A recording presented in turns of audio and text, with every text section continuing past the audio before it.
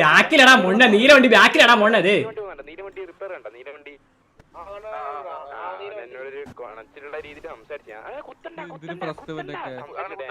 Hello bro സുഖാണോ?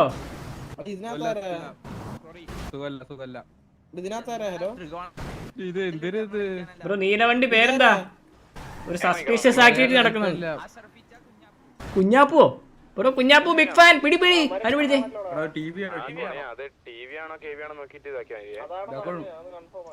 ചോദിക്കാം, പേര് ചോദിക്കാം. നമുക്ക് ചോദിക്കാം.